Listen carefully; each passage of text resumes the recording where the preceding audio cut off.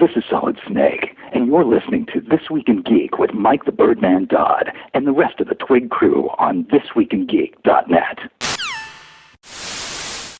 Charles Xavier entrusted me with his dream, and it does not ask you to love or embrace my kind as your own, but merely to accept that this is a shared world with a common future, and that my kind, like yours, have the right to live in it. I am trying to be better. Please, do not make me let you down. Dr. Banner, belted by gamma rays. Brainiac, what is it? Look, I just want some pants. A decent pair of pants. Big man in a suit of armor. Take that off. What are you? Genius, billionaire, playboy, philanthropist. It's morphin' time! Put an ad on the front page. Cash money for a picture of Spider-Man. He doesn't want to be famous, and I'll make him infamous. My spider senses are starting to tingle. Fabulous secret powers were revealed to me the day I held aloft my magic sword and said, It's clobbering time.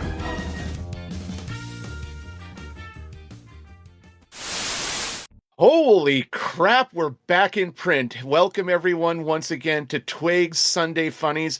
I am, of course, your not at all related to the blob, JT from Saskatoon. And along with me is the juggernaut of podcasting, Mike. How you doing, buddy? I am doing okay. I've returned from the time stream to which I have been lost, time slipping forever. It feels good to be back on Sunday Funnies.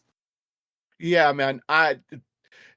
Life just kept getting in the way, mostly my mental headspace. Because, oh my God, it's like Steve Ditko threw up in my brain. Hey, man, I'm just glad you're back.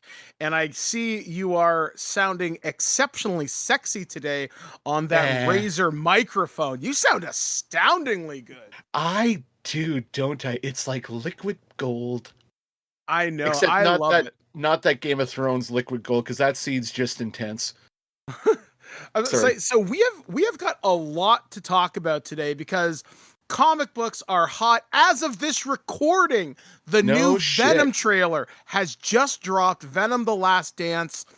First impressions. You know what? The Venom movies are weird and kind of goofy.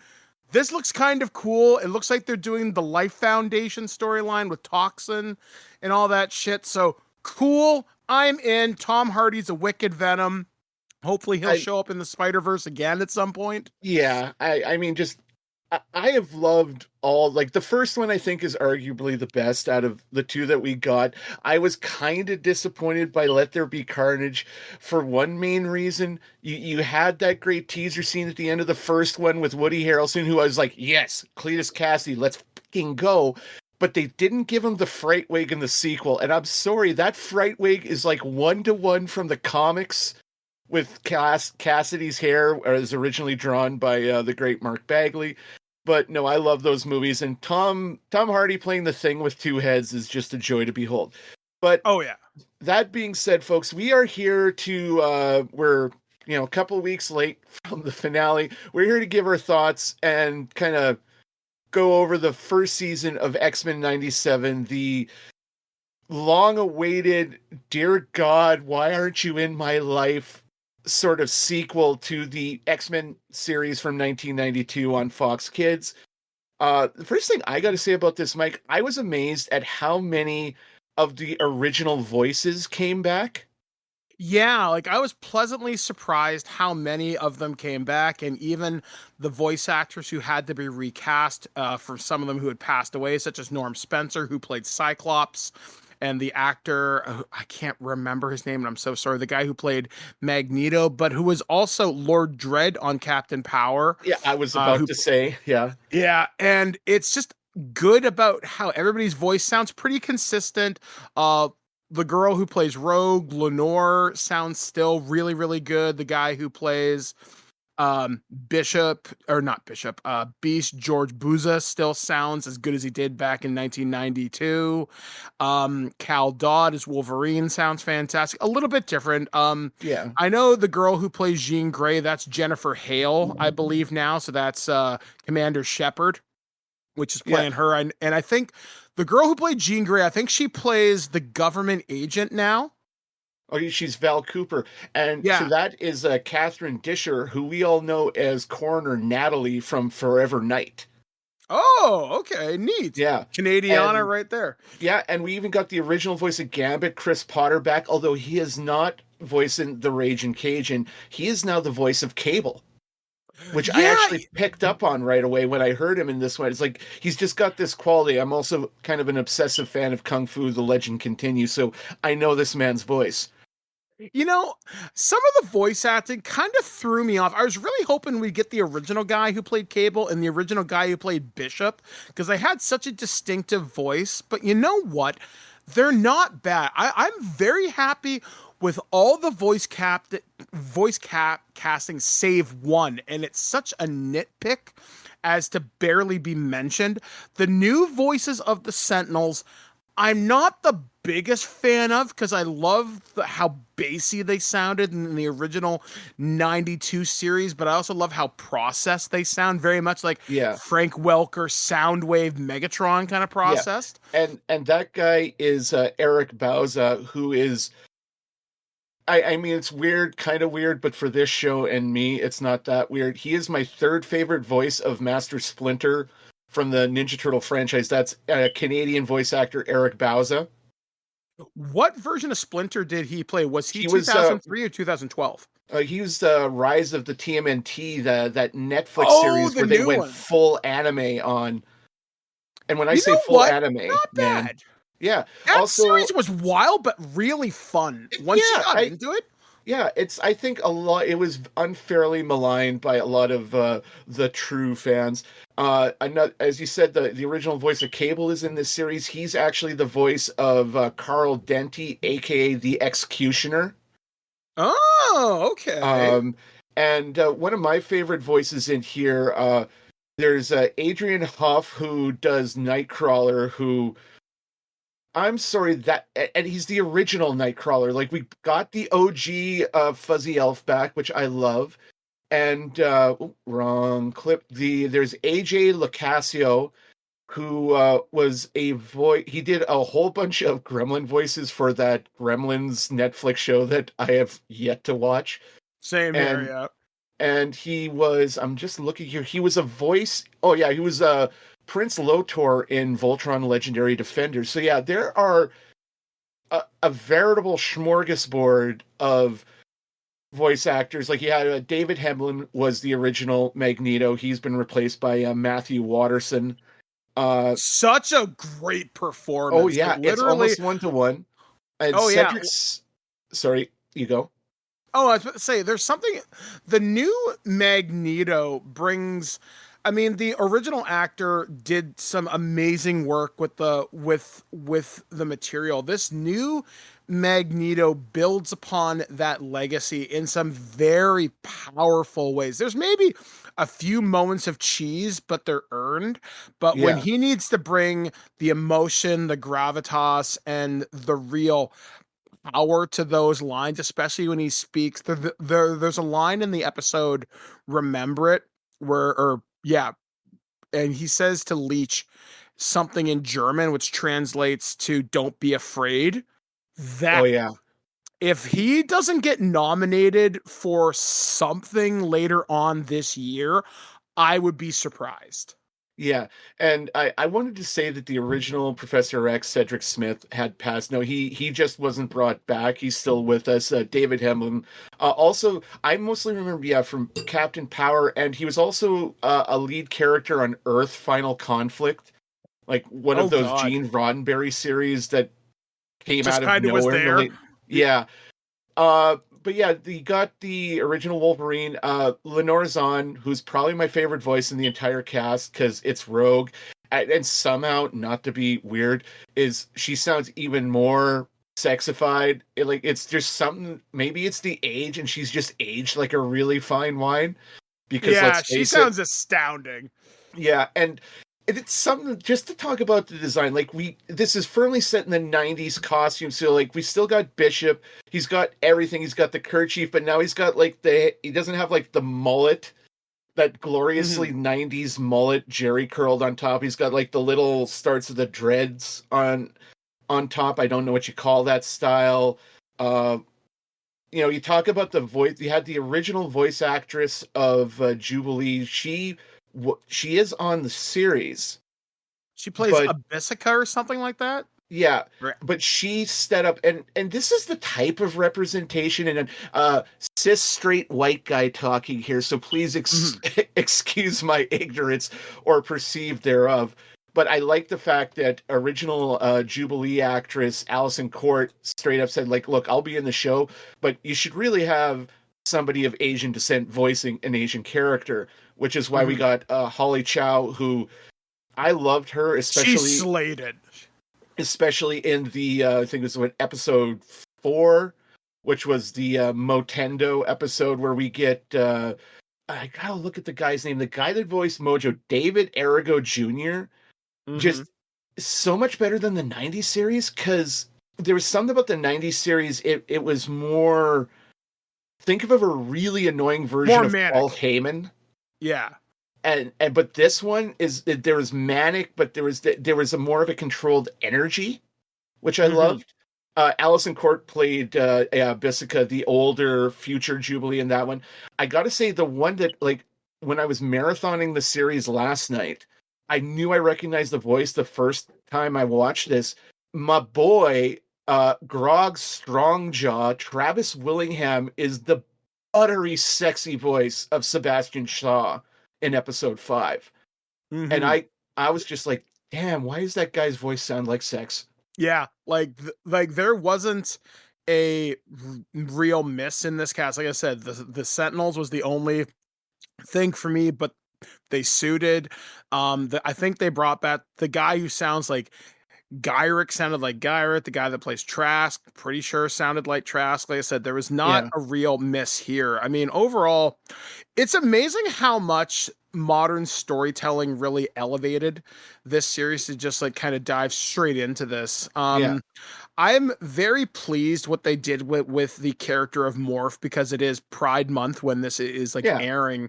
They were talking about how Morph always was kind of coded to be non-binary. And I got to thinking about shapeshifters, because I play shapeshifters in a number of Dungeons and Dragons games. I actually play a non-binary character in one game. And I really started to think about that, thinking, you know what? Morph can be whatever they want to be, and they can code however they want. And the way that Morph was portrayed in this series, they became quickly, that is my person. I love it. I love how they channel that Age of Apocalypse design, where that very ambiguous face, they only wear their male presenting face like once or twice. But the fact that they were shapeshifting into all these Easter egg characters, like, there's one point they shift into Colossus's sister Magic, and when she becomes corrupted, they turn into the evil version of that when the Goblin Queen shows up. They turn into Psylocke, which is one of my favorite design characters of all time. I forget, there's that Sauron at like one point. Spiral. I geeked out so much. Spiral is the 6-armed, like Mojo's 6-armed aide de camp. When he turned into Sauron, I squeed. I'm not gonna lie. But yeah, like there's so many, and the thing I love about Morph, and you're speaking about shapeshifters, and you know, Mystique's always had, like, she's always been a female shapeshifter. She never lost that part of her identity. But that's who she was. Yeah, but something about like how, I think it makes it a really interesting tack, and with a more creative writer than myself. And when I say I'm a writer, I just write a lot of fan fiction off mic to keep myself sane. With shapeshifters, like how that would have to be a paramount challenge, is to keep that sense of identity, that you don't just devolve into like a formless mass of goo like Odo on Deep Space Nine. And in terms of design, I love the fact that so many characters, like the last episode. Actually, before I talk about the last episode, I'm just going to give a quick rundown of the series. For those that don't know, this takes place about 9 months to a year after the end of season 5 of X-Men 92. The world thinks Professor X is dead. He's actually off in space with his alien Bay. And the X-Men are riding high in this wave of pro-mutant support, but slowly and surely, shit goes south in the worst way possible. The Jean Grey that is carrying Cyclops' child and gives birth in the second episode is revealed to be the clone Madeline Pryor as this Gambit by Mr. Sinister. Magneto is given control over the estate of Charles Xavier and is then brought to the mutant island of Genosha, which has since been reclaimed by the mutants as an actual island, like nation. It's nuked by this giant wild Tri-Sentinel. A very significant death happens in episode 5 when that happens, and we'll get to that. The X-Men spend everything after, because it's a 10-episode season. The last 5 episodes, we have to deal with Storm having lost her powers in the second episode, everyone trying to deal with the aftermath of this genocide, and then coming together to prevent the Operation Zero Tolerance from wiping out mutants across the world before time travel shenanigans, because it's the X-Men, and if you can't get wild and wacky with the sci-fi concepts, you're not having any fun. And sets up some great stuff for going forward in further seasons. So I think they've been signed for 2. I think maybe 4 at most. 2 and 3 for sure, I think. But when you talk about the designs, like my golden age of X-Men, I've always been a huge fan of the X-Men, but my preferred era that I reread bits and pieces quite often is the 90s stuff. Like, from the creation of the gold and blue teams in Uncanny X-Men and the adjectiveless Jim Lee's X-Men in the 90s to the end of everything up to just before Grant Morrison completely reinvented the concept. Like, that's my bubble. So, and there are so many great designs in there. I mean, we've got the original, thigh straps and neck-crushing shoulder pads of Cable. We've got the classic red and blue or blue and gold Wolverine costume, that weird armored with a trench coat that looks pimp as all get out with Gambit. Like, there's so much here. But in the last episode specifically, for no real reason, like, there's none given narratively, the entire team... there is, because they said the X-Mansion was destroyed, so they had to go to their secondary base on Muir Island, where they had extra costumes. So it was a very sneaky way to sneak in this Pride of the X-Men Easter egg, and it was fucking bitch. Oh yeah, but that's what I love, because they went, and the entire team basically went into their... morphed into their giant X-Men #1 / late 70s X costumes. Storm in the, I think it was like 6 and 7 or no, Life 5 Death and... Part 2, I think it is. Yeah. When she opens the series, she's in that classic like silver white with the funky cape costume from the 90s series, but she's got the mohawk from the 80s.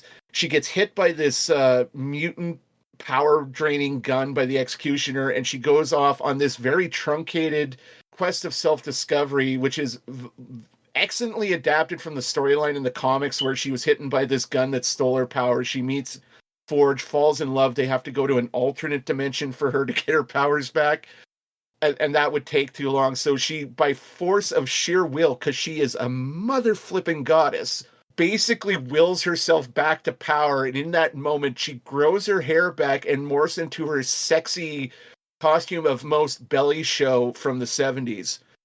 Like, there was something that I'm just going to talk about really, really, really simply, because I was very curious to see, like, the arc of life death. Evidently that took a long time to resolve in the comics, where I think Storm was like depowered for months at a time. They resolved this. Years. So it took a long time. So they condensed these epic storylines into just a little bit of time. And that's something the X-Men, that's what got me interested in Marvel Comics, really, was the X-Men series in the 90s, because the X-Men cartoons made it accessible to me. Like, I don't have to go out and wait a year, 2 years to see these epic storylines. I can watch them in 22-minute chunks, and I'm getting 95% of the content. So here, seeing things represented like Operation Zero Tolerance, Life Death, seeing the Executioner show up, seeing Fatal Attractions. Fatal Attraction, that I did not expect, and I for wondered. Extinction. Yeah, and now they're even teasing, technically, if they wanted to do Onslaught, they could.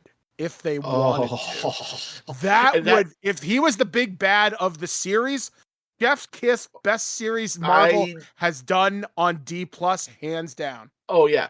So like we mentioned the storylines there. There's Life Death, which is Storm losing her powers, getting back. There was actually a period in the comics, you might like this, Mike, where she was depowered, came back, and the X-Men have always been a little, I don't know, bougie, a little self-righteous, hypocritical when it comes to mutant-human relations. I mean, at one point, depowered Carol Danvers, like after Rogue did the whole, energy suck thing and like made her a vegetable. She was on the team and she basically just flew the Blackbird until she got experimented on by the off-brand xenomorphs called the Brood and went off and had space adventures. But Storm came back in the comics and kicked Cyclops' ass for the right to lead the X-Men. So there was a while there where, and I think this is even the time where the X-Men were thought to be dead and they're hiding out in some ghost town in the middle of Australia. But yeah, she gets her powers back in Life Death. We have Fatal Attractions, which is for a couple of years in the comics, after the crashing of Asteroid M, Magneto's space base, he was believed to be dead. And Fatal Attractions was a storyline where he came back, he came to the X-Men, he came to X-Factor, he went to X-Force, he went to every mutant he knew, offered them to come to this new space station called Avalon, and we're going to live out here and live our lives free of humans and just be our best selves. And that's the storyline that, as Mike mentioned, Onslaught, that ends with Professor Xavier putting on a cyber suit that helps him walk because it was the 90s and cyber was cool. He gives this Kamehameha mind blast to Magneto, which in that moment, all the evil in both men's hearts was brought together and gave birth to this new entity called Onslaught, who went on to royally mess up the Marvel Universe for a few years. The after effects of that, the storyline took place over about a year in comics and was batshit insane, but I love it because that's me. Yeah. And then that storyline ends where Magneto is like, puts an answer to the question, why do you bring a guy with metal on his bones to a fight with a living magnet? Because he rips the adamantium out of Wolverine in one of the gnarliest images in X-Men comics. And when you see that frozen image in the episode, that is almost a one-to-one recreation of that scene of all these little metal snakes ripping through Wolverine's skin. And he lays there dying, and that gave birth to Bone Claw Wolverine, and then they had to write the Origin miniseries, which I still think is an awesome miniseries. The world at large in the comics doesn't need to know what Wolverine's backstory is, but it's nice that we, the fans, learned. You had the setup for Onslaught. The way they ended, one of the coolest things in the Fatal Attractions comic was I would say faithfully recreated here, because at the time in the comics, Colossus had taken a head injury in his metal form that if he turned back to human, he would die of the brain injury. So he's pissed because he's stuck as a metal man. His sister Ileana Magic gets the legacy virus, which was a thinly veiled allegory to AIDS, but only mutants could get in humans eventually. But she dies of that. He starts burning all his art, and when Magneto comes to make, hey, X-Men, let's go live in space and fuck the humans, Colossus is the only one that takes him up on that. And they have that great scene in the 7th or 8th episode where Magneto, brings Asteroid M back and hovers it over the remains of the X-Mansion. And Rogue and Sunspot, who were introduced in the first episode, and he kind of becomes the new kid character in the team, the audience surrogate. They join Magneto and they go back up to Asteroid M. And that's also an episode after Professor X comes back, because he tries living the Shi'ar way, and one of their ways is you have to forego... all your memories have to get wiped. You can only be of the Shi'ar for the Shi'ar. And Russ Marquand, who we didn't mention in the great voicer, this guy is a freaking mimic. Like morph with his voice, and his voice as Professor Charles Xavier is almost one-to-one with Cedric Smith. Like, it has that uncle with a sly wink in his voice kind of quality that I always thought Professor X had, just like Matthew Watterson had the oratory and just the presence and magnetic charisma. See what I said there? So many good emotions here, I can't handle it. Yeah, and it's amazing how much, like, the emotion that comes out of Professor Xavier when he's working in Magneto's mind, because, like, at one point the U.S. government has activated what it's known as the Magneto protocols. Basically, okay, he's a threat. We've really got to deal with this. Sorry, guys, he's got to die. And... because Magneto has flipped the switch. We'll tell you how that happens, but long story short, he pleads with Magnus, look, man, you gotta fix the planet or everybody's gonna die. And Magneto says to Charles, mutants will survive in darkness. They will be forced to evolve. And he's like, I didn't want to do it, but I'm going to. But he gives this speech as Magnus is drowning in memory, in sorrow, and he's asking, why did humanity never give me a choice? When you wanted to give them reason, they showed up with tanks. Why can't I remember the face of my parents? And he's giving this speech to Magneto saying, look, man, we don't have to share the same mother to be family. We find family sometimes. Family's not always blood. And he's like, and Man's like, no, you do not pretend we are brothers. And he's like, but we are. The X-Men are my family, and they are yours too by extension. And he looks at him, he's like, your name is Charles. Your name is Professor Charles Xavier. He's like, yes. And we had a dream. He's like, yes. What is your name? Who were you always meant to be, Magnus? He's like, I was known by another name. Magneto lives. And he flips the switch. Earth is saved. And it's such a powerful moment there. Like, I said this earlier, like, the writing has really come up from the 90s series. And it's not that the 90s series was bad. I mean, yeah, there were some dumb episodes here and there, but you look at how much the writers respected what came before and really improved upon it, yet still remaining that Saturday morning cartoon that we as adults appreciate, but older kids could get into too. This series crosses the right amount of lines here. And like, there's so many powerful messages. And it came to me this morning as I was marathoning this series, because of all the political activism that I do in my local communities, because of all the things that I try to do to make the world a better place. And I'm not calling myself a martyr here by any stretch of the imagination. I realized how much I see myself in Professor Xavier. So much so I'm even in a wheelchair now. And I really got to thinking, there's, especially now with all the problems in the world, with all of us being divided among so many different lines and be it different ideologies, identities, and everything else. And it's a cartoon like the X-Men that has stuck with me since I was a child. That idea that we are all created equal, that we all deserve a chance, no matter who we are. Even the people that we don't like deserve that chance to live too. And there's so much in Charles Xavier that I really love, that message of equality and being hand in hand to build a better future together. Like, even this morning, like, not gonna lie, got emotional during that final scene between Magneto and Professor X, because I really love that message of love and tolerance. And as much as Bastion, the big bad of this season, is like, tolerance is extinction, and Jean Grey and Cyclops are talking to Bastion. He's like, look, man, we have to embrace the future. And he's like, what do you mean? He's like, they're becoming us. Like, he's like, no, they would rather die than have more mutant kids. Like, but they're still having babies. We are still one in the same. Do you not see that?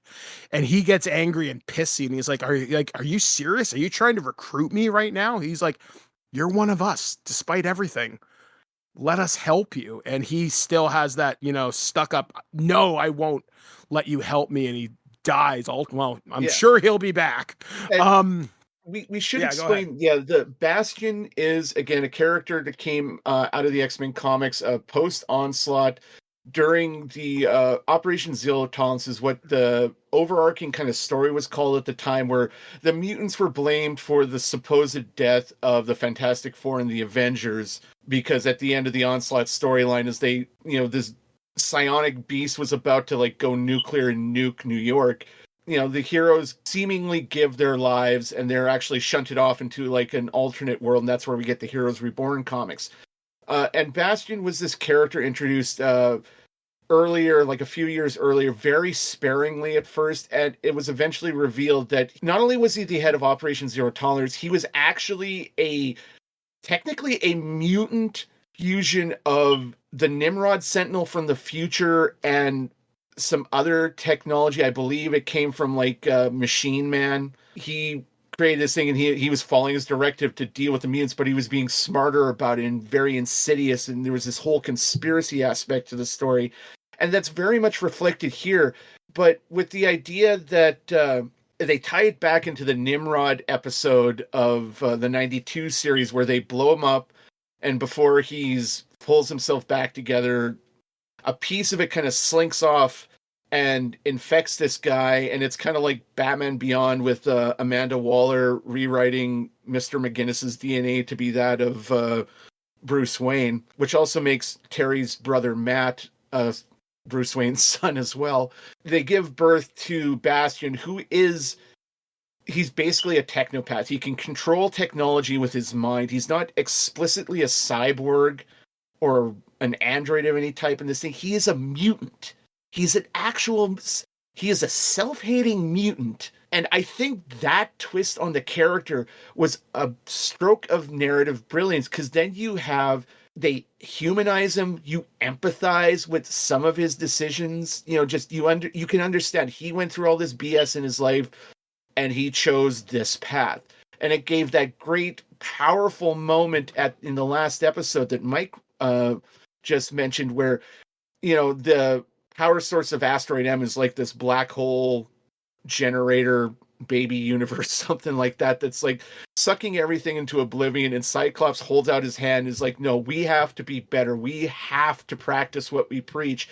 And he tries to save Bastion, and Bastion at this point has upgraded him because he's nuts. He's upgraded himself with the techno-organic virus, because he literally rips off Cable's arm and absorbs it to give him an edge again, because he's getting his ass kicked, like where Rogue flies in and just Superman punches Bastion. You see how his flesh folds in, like the shockwaves taking over. Mm-hmm. Like, she is mad. And we should probably mention why our boy Gambit went out like a G in episode 5. My God.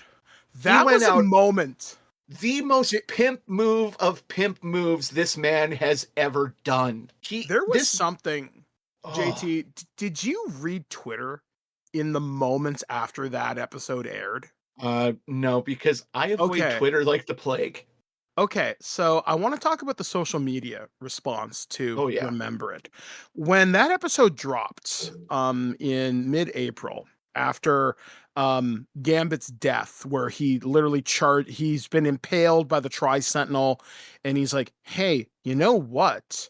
And he nukes and he taps it, and it uses the impalement to nuke the Tri-Sentinel. But his last words are, remember it. Tri-Sentinel blows up. Rogue is cradling. The name's Gambit, which is a line that was used quite often in the original series. Yeah. So there's a moment where Rogue is cradling the body of Gambit, and the scene cuts to black, and you just hear Lenore Zahn saying, "I can't feel you." The internet broke for like, if there could be a collective moment of shock and silence in the nerd community, and I really don't think I'm overselling it, that's what it was like. Even Lenore Zahn had come online and said something along the lines of, "I channeled a personal loss that had happened to me in my life to give that moment the weight that it needed." And that was a moment where I knew X-Men 97, yeah, it was something cool. It was something that we'd all wanted for quite some time, but this elevated it to a completely new level because it took a character who was one of the biggest fan favorites to come out of that series. It was, every cool kid loved Gambit. It was just, and people know who Gambit is, right? Yeah. And to hear utter heartbreak, because that episode is a bloodbath. You see Banshee gets nuked, Marrow gets nuked, Moira McTaggart. People are like, "Is she still alive?" The writer of the show said, "Nope, she's vaporized." You see Sebastian Shaw dead. You see Dazzler confirmed dead. They kill Madeline Pryor dead. And you see Cable, who's trying to come back from the future to prevent this from happening. But there's a moment in that episode where the Watcher appears in the sky for just a moment. I nerded out, like, just like, nice lady. Like, I just lost my shit when I saw it. It's barely there. And if you aren't familiar with the big, boldest, bald head of Uatu the Watcher, turn in your comic book collection right now. But yeah, and there's also there was another moment in that episode which really showed me that this series wanted to be different. And it's such a dorky moment for me, but there's this ball that's happening on the island of Genosha, and everybody's all dressed up. They're all looking nice. Magneto's dressed out really nice. Rogue comes flying in on this really gorgeous looking gown. And they play a remix of the Ace of Base song Happy Nation. Yes. And I was like, holy shit. First off, licensed music in an X-Men show. Didn't see that coming. Yeah, and you heard that like 2 episodes earlier where I forget if it was Madeline or Jean Pryor at the time, but they're kind of one and the same because it's not like the comic books where she's a powerless clone. But she has like this vision of the future. You hear this super remixed version of Happy World, and it's really creepy. I think this might be a little far, but I'm going to say it anyhow. It was creepy on the level of the synth score tracks from John Carpenter's Prince of Darkness. Like, it just, in my soul, I felt that in my soul. The uncomfortable, just... Bleh. Another version that I can think of from modern pop culture where they take a really popular song from the era and add a layer to it that's different but makes it more epic in a sense. There's a remix of Separate Ways that they use in Stranger Things that sounds very epic and scary, and it really adds to the tension of what's going to come in season 5. When they played Happy Nation, go back and read the lyrics and really watch that scene in context because bad shit's coming. And like I said, and then just seeing Uatu watching, because the Watcher only shows up when a moment of cosmic significance across the multiverse happens. So if he happens to be watching you, something is going to happen. Good, bad, it doesn't matter. It is of significance. Yeah. And what makes episode 5 all the more heartbreaking is the happy joy feelings we were feeling. Like, the X-Men are going to Genosha. I love seeing that it's not like the Che Guevara version of Magneto is right. They've just got Magneto was right, and it's like a call to arms and a celebration of mutant pride. We meet the fuzzy blue elf Kurt Wagner, but in the Munich circus, I was the incredible Nightcrawler. God damn, Alan Tudyk should have been in this series somewhere. Or not Alan Tudyk, Oh God, I'm gonna have to turn in my nerd card. I can't remember the actor from X2. I know it. Alan something. He was the guy from Yes. the Spy Kids movies. Yeah. Yeah, that guy. And that Mask movie that we don't talk about.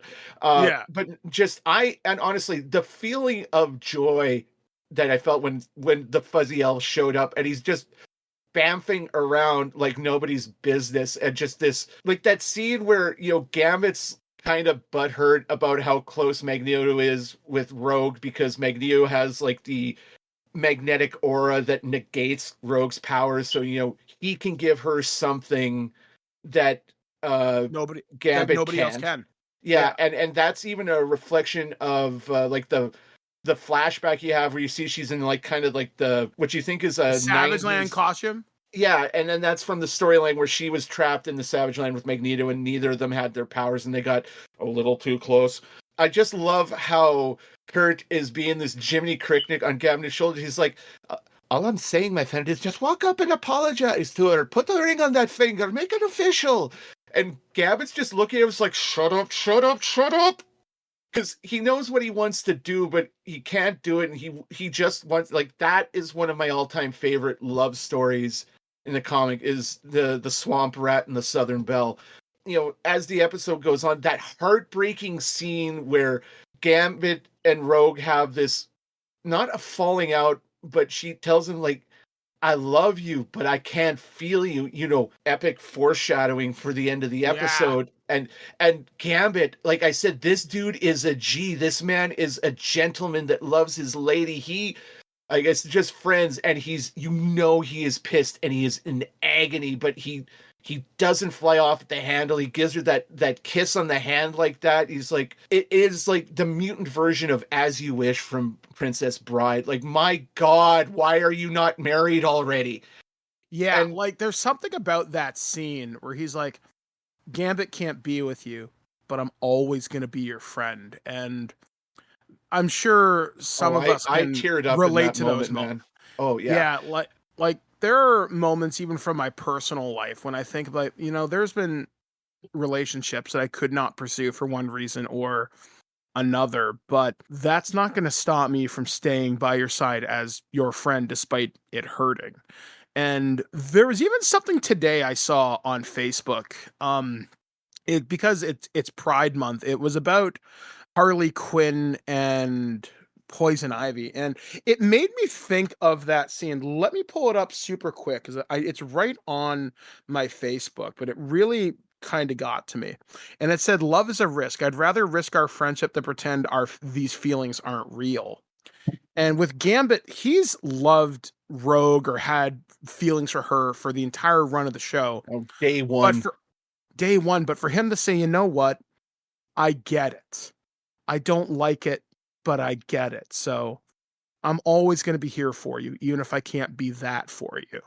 And then Rogue comes to the realization when she's at the dance with Magneto. She's like, sometimes it's not that simple. And she decides maybe I should go be with Gambit. But at that time, the Tri-Sentinel comes and like, now everybody's going to die. And it's ridiculous, insane. And I can't remember a body count scene like this in a very, very long time. I don't think there's been anything on this scale in an animated series that I've seen. I'm not saying it doesn't exist at all. It's just I haven't seen it. But yeah, okay, I can think of one scene. It was one of the Justice League Dark movies, the Apocalypse War, where everybody starts popping off. Where like. Yeah. You know the scene that I'm talking about, which is a great fucking scene, by the way. But yeah, that's the only thing I can think of. Shamar Mar got the most epic cyborg booyah in that movie, and I will die on that hill. No, but just before that, like we had all that great setup. You see Nature Girl and Pixie and Leech frolicking around with Glob Herman, who is one of my favorite like weird mutations. Like the whole attack on Genosha, and I almost said Krakoa a few times because that's the other mutant island in the comics. Glob Herman came out of the the Grant Morrison run where they wrote the great E is for Extinction, introduced Cassandra Nova into the villainous canon of the X-Men. And he's this guy, he looks like Mutagen Man from Ninja Turtles, but without all the accoutrement to hold him together. He's literally this walking pile of bones, organs, and his flesh has all become like this weird, waxy, kind of stable goo. I mean, the background stuff you see Exodus, who was one of Magneto's acolytes, just dancing in the square like this. Means are happy and out and proud. Nothing could ruin our day. Nothing's going to hold them down. Oh, no. And that was intentional, I assure you. You have all this great stuff, but you have this moment before Rogue comes in one of the most magnetic scenes. No, that's not a joke. In the series, you have that conversation between Emma Frost, Sebastian Shaw, Magneto, and Val Cooper, where Val Cooper says something to the effect is like, not many people would want a terrorist to be their leader. And then Magneto, in one of the greatest clapbacks in the history of TV, says, too bad it's so many citizens allowed their leaders to be terrorists. It's like, boom, eat it. Yeah, the extinction happens. You have that heartbreaking moment, and there are so many heartbreaking moments in episode 5, where Cable is running through the crowd and trying to tell people to turn the music off, get the hell out, it's all gonna go to hell. He sees his mom for like 3.5 seconds, and they mention this later on, that the time stream is almost a sentient thing, and Cable has come back like 200 times to try and prevent this, and the time stream keeps snapping him back to his future every time. And Madeline, just for that moment, she dies happy because she knows her son survived after he was sent to the future to find a cure for the techno-organic plague he was infected with. You have that moment, and the saddest moment in that episode, besides Gambit and Rogue at the end there, and I Can't Feel You, is where Magneto made this promise to Leech earlier in the episode.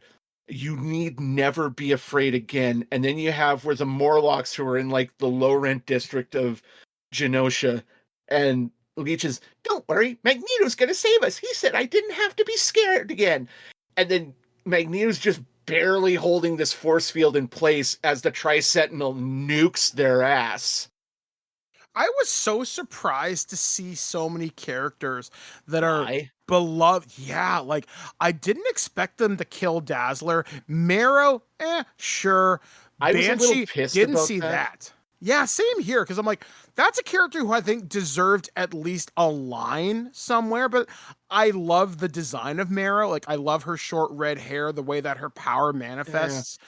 To see characters like Moira McTaggart get literally vaped, that's insane. To see Squid Boy die at the same time. The only one that they said is probably dead, I would call BS, is Sebastian Shaw, because his mutant ability is to absorb energy. Well, kinetic energy specifically. Given that it reinforces and make him stronger, there is a chance, however small, that he survived. And you know Emma Frost survived because that's where she achieved her secondary mutation, where she can shift into her bio diamond form.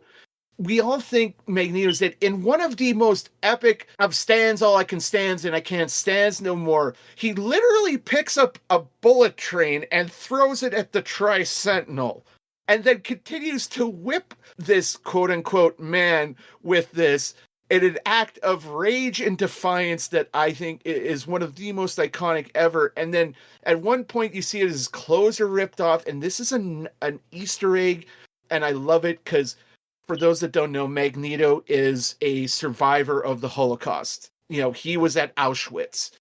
That scene in X-Men Apocalypse is one of my favorite scenes, where Michael Fassbender, tears it down.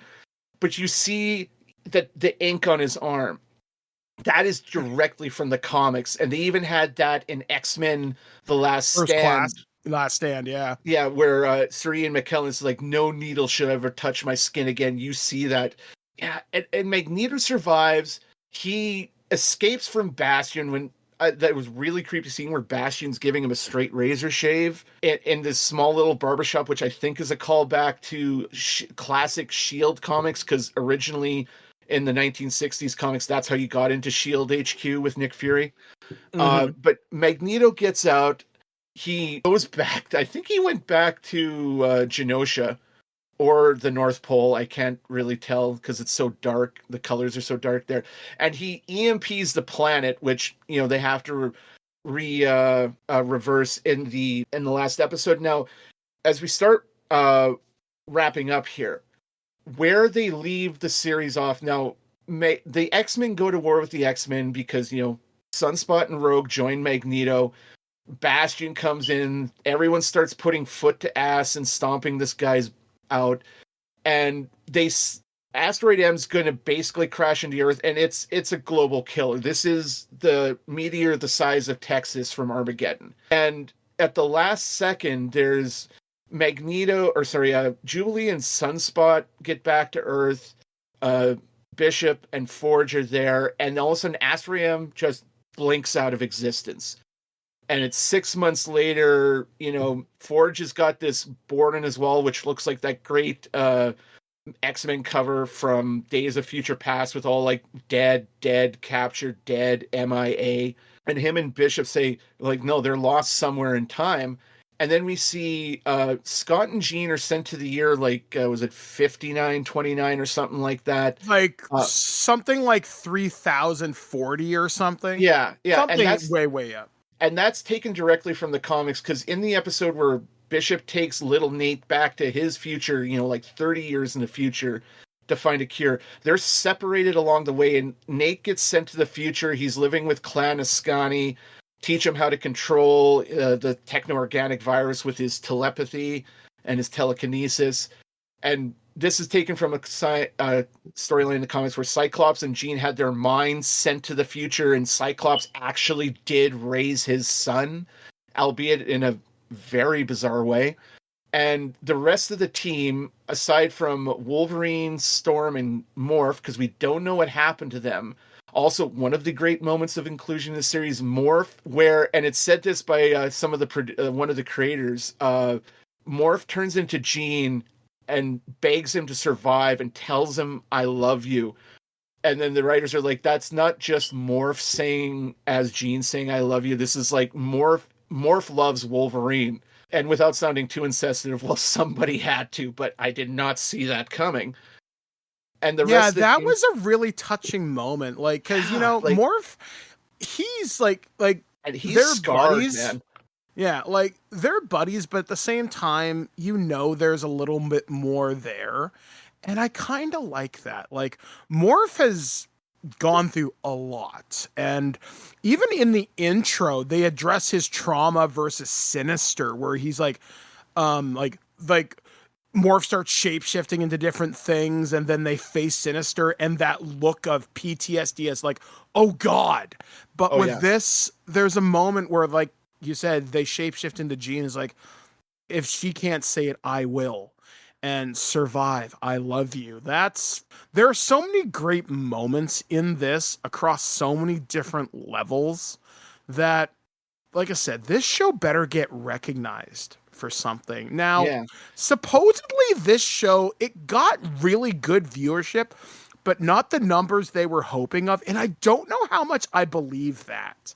Because it seemed like everybody was talking about this. Every week this was on, there was a conversation on Twitter, mostly positive. There were some people that were angry about the Morph shit, but fuck them. And for the most part, everybody loved it. The Gambit stuff, the Rogue stuff, the Magneto stuff. Everybody seemed really happy, but I'd seen from a few outlets that it didn't perform as well as it did, but it made the right people happy. And I guess at the end of the day, that's all that really matters. Because I guess for just in the closing moments here, Disney Plus has had a declining return on certain things they've done. Like, now that they're starting to slow down and focus more on certain projects, I'm excited. Like, this show, I think they should maybe give a chance, another 10 episode season. Maybe they should try and do Spider-Man 97, but to even talk about that show? Yeah, you see Spider-Man and Mary Jane, which means in theory he found her through the multiverse. And that happened in the 6 months between the end of that series and now. So That's a story I'd like to see how the hell that happened. Well, and one thing I think they're setting up, just based on where we see the majority of the team, like Professor X, Magneto, Beast, Rogue, in the end, they end up in ancient Egypt, and Eagle-Eyed fans know where this is coming, and they save this gray-skinned, blue-lipped looking mother from these Pharaoh's guards. And it was, what is your name, mutant? Is like, my name is Saba Noor. I was like, oh my god, we're going to get Age of Apocalypse. Oh my god, I love that storyline so much. Oh yeah, I mean, for the way that happened real quick, and for the folks, is time travel shenanigans. Professor Xavier gets murked, and that somehow unlocks the door to allowing Apocalypse to take over like 3,000 years sooner than what happens in the proper timeline. And you get this huge dark alternate world where Magneto is the leader of the X-Men. It was where I was introduced to Joe Madaraya's art in those comics.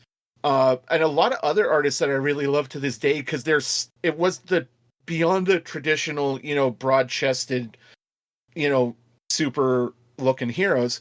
And what I think they're going to do with this, and this is really a fan theory, and I might be wrong, is you've got Magneto, you've got Professor Xavier. I think they're going to have a few episodes, and by the time they'll go back to the present day, that's what's going to give birth to Apocalypse's survival of the fittest dogma. Yeah, I hope we get a proper version of Age of Apocalypse, because we kind of got a version of it in the 90s series, but it was like a 3-episode arc. You got to see Storm and Wolverine in their Age of Apocalypse costumes, but we never saw Sugar Man, we never saw Dark Beast, we never saw Holocaust, we never saw the evil versions of Cyclops and Havoc, we never saw all these wonderful characters come up, because those storylines were 90s as fuck, but they were cool.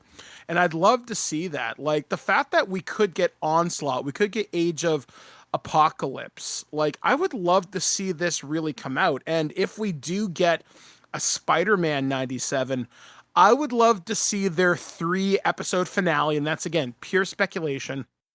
Give me a version of the Clone Saga. Give me a proper Ben Reilly. I would love to see that. Like, there's so much that Marvel Animation can do, because DC Animation has mostly been relegated to the movies, which are almost usually really good. Harley Quinn, I'm not the biggest fan, but I think it's pretty funny, and it's usually pretty good, all things considered. But every other DC animated series kind of is like hit or miss. Marvel Animation's been missing in action for a really long time. This proves when you put the budget behind it, you put the writers behind it. I remember Alex for a long time saying, oh, I hate the animation, but I'm not going to say directly. He's like, now this show is really good. I just had to give it a chance. I'm very pleased with the way this series went. Like I said, the only filler episode you could maybe make a case for is the Jubilee one, because that was technically 2 stories crammed into one. But I'm kind of glad they let the show breathe, because if you keep hitting people with emotional gut punches after emotional gut punches, you're going to wear people down. So you have to have time to let those moments of levity come through while still providing character growth. Overall, X-Men 97 is completely bingeable. Have a bag of tissues beside you, because you will get upset at certain moments. But listen to what the show's trying to tell you. And I remember for a few days just on Twitter, people were literally saying Magneto was right. And that's such an interesting thing to say in this interesting topsy-turvy political climate we currently exist in. So I can't give this series a high enough recommendation. You can stream it now on Disney+. JT, since you're the comic guy, if people want to find out more of these stories that were touched upon here, what are some of the books they'd have to go seek out? A lot of the storylines that we mentioned here, Fatal Attractions, E is for Extinction, Life, Death, Onslaught, Age of Apocalypse, all that stuff has been collected in trades. I actually have, I think it's about 4 or 5, possibly 6 volumes that collects like the entirety of the Onslaught storyline. Age of Apocalypse is, I think the most concise is like a 3-volume thing, but they're like, 1.5 inch sort of omnibuses. Like, they're all collected in one form or another. So they're not hard to find, and I highly recommend if you like these stories here, seek them out, read them, educate yourself. Just watch cartoons, folks. 100%. So next time, we're actually going to keep going with cartoons, but we're going to take a look at some shows you may have forgotten about. I know me and JT have talked about wanting to cover Spawn, which is hundreds of issues deep at this point. But what about the forgotten HBO show that really kicked off adult animation in a really serious manner? I know Todd McFarlane's talked about for years to getting his new Spawn movie script happening. Maybe it will, maybe it won't, but the HBO series you can find in places. And we are going to be talking about that. And then we're probably going to end up talking about a series that aired on MTV's Liquid Television that ran for, I want to say, 2 seasons, very, very limited run, but also did have a comic component to it as well. And that's the show called The Max. We're going to be talking about that. And then over the summer, me and JT will talk about some other stuff as we prepare to take a break during TWIG, but we're going to bank some content over the next little bit. And we'll be sure to be doing all that as we go through the months of July and August. So we are back from cancellation, back from the ash can under a new publisher that does not have a Netflix adaptation. I'm so sorry, Death Note. We will be here on the show. So what are you talking about? There's only the anime, Mike. Yeah, exactly. That's right. Sorry, alternate timeline. I forgot. So anyway, guys, for TWIG Sunday Funnies, I've been Mike the Birdman. JT from Saskatoon. Read more comics, people. Later. At no point in your rambling, incoherent response were you even close to anything that could be considered a rational thought. Thanks for listening to this episode of This Week in Geek. Hungry for more? Check out our website at ThisWeekInGeek.net. You can subscribe to the podcast, browse our Twitter and Instagram, and leave your thoughts on today's topics. If you'd like to give us some feedback, send us an email at feedback@ThisWeekInGeek.net. Tune in next time, and remember, lower your shields and surrender your listenership. We would be honored if you would join us. Thank you for your cooperation. Good night. Mutant intruder neutralized. The name's Gambit, mon ami.